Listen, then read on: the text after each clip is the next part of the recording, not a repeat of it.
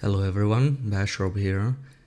If you ask an interloper player what's the most important survival tip they can give you, one of the things you might hear is to move fast and not sit around in one region.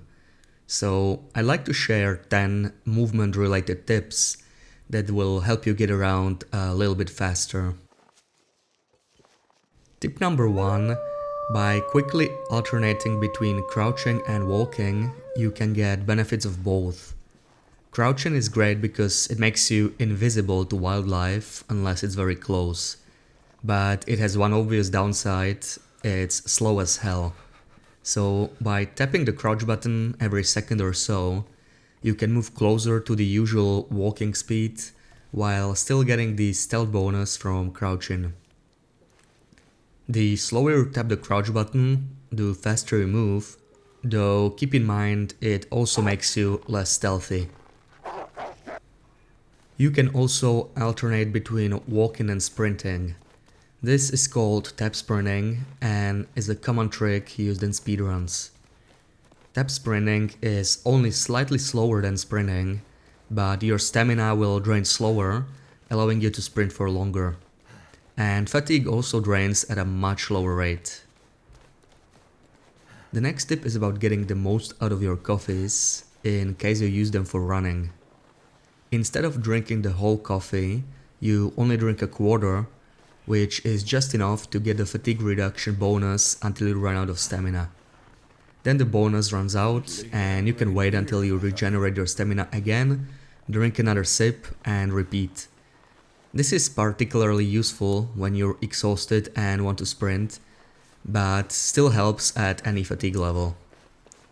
When being very low on condition, you start wobbling uncontrollably. There are a few ways to prevent or at least mitigate the effects of wobbling when low on condition. There's the good old trick of entering placement mode with a campfire or any item. This was a reliable way to deal with wobbling for a very long time.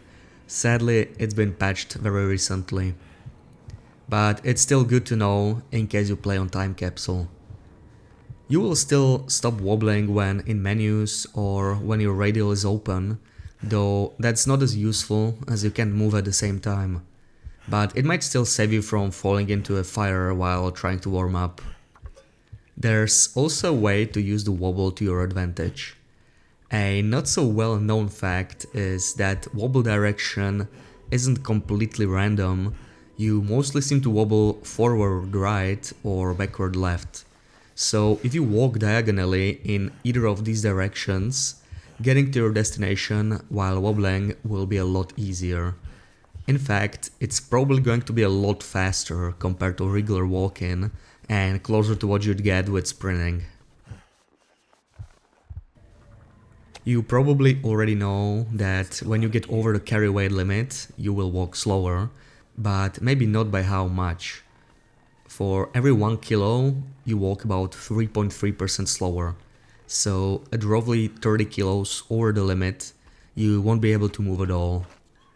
This applies regardless of what your maximum carry weight is. The slowdown per 1 kilo is the same at 30 kilos and 45 kilos carry weight limit. And carry weight is irrelevant as long as it's below your limit. So being at 5 out of 30 kilos is exactly the same as 30 out of 30 kilos. The new Travois slat also affects your movement speed when deployed. It works similarly to being overencumbered, where heavier load slows you down more. But unlike being overencumbered, you don't get slowed down at a constant rate per 1 kilo. The more you load the sled, the higher the rate of slowdown. For example, if you put 25 kilos of stuff into your sled, you only get slowed down by less than 5%, which is very negligible. You'd get the same penalty when being overencumbered by only 1.5 kilos. Another 25 kilos in the sled will slow you down 3 times as much, by roughly 15% for a total of 20%, and another 25 kilos would slow you down by roughly 30% more, effectively halving your speed when the sled is fully loaded. So while the sled can be loaded up to 75 kilos, it may be worth loading it only partially, as you can move way faster that way. Either way, putting things in the sled is always worth it compared to being encumbered, but of course the sled also has some downsides. It degrades, you can't sprint with it, and most importantly, you cannot take it everywhere with you. Wind affects your movement speed as well, though only once it gets quite windy, just enough to prevent you from starting fires or lighting torches. Any windier than that, and you will suddenly move faster when walking in the same direction as the wind, and slower when walking against it. The strength of the wind matters. As one would expect, the stronger the wind, the higher the bonus. However, for penalty, it seems to be the opposite. The stronger the wind, the lower the penalty, which means at wind barely strong to blow out your torch, you walk the slowest, and during blizzards, you don't receive any penalty for headwind. This is a little counterintuitive and possibly a bug that's been in the game for a long time, but maybe it's also an intended mechanic to not make blizzards any harder than they already are. The terrain you walk on also matters. Paved roads provide a 15% bonus to movement speed compared to any other terrain. Pavement is the only terrain to receive such bonus, everything else is equal. So if you're walking down a path with a paved road, try to walk on the pavement as much as possible instead of snow. Wildlife does not get any movement bonus or penalty the way the player does. They move at a constant speed, no matter what, which you can use to your advantage. For example, if you miss a shot at a charging wolf, you can turn around and sprint, and if you get any bonus from wind and terrain, you should be able to outrun the charging wolf pretty easily and get a second shot in. This applies to everything that affects your movement. Wind and terrain have already been mentioned, and the only other things affecting your movement are slope and being inside, and that's it.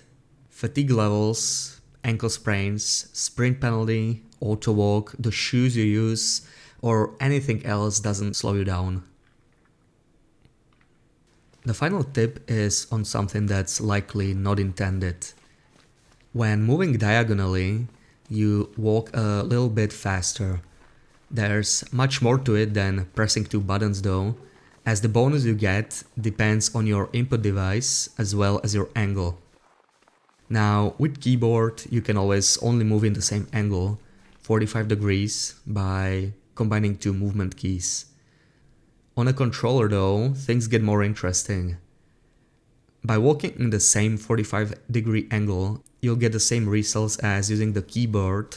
However, a slight adjustment towards either direction can make you walk much faster.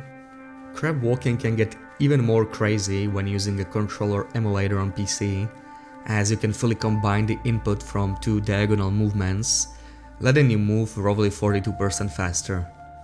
This will almost feel like sprinting. That's everything for now. Thank you for watching.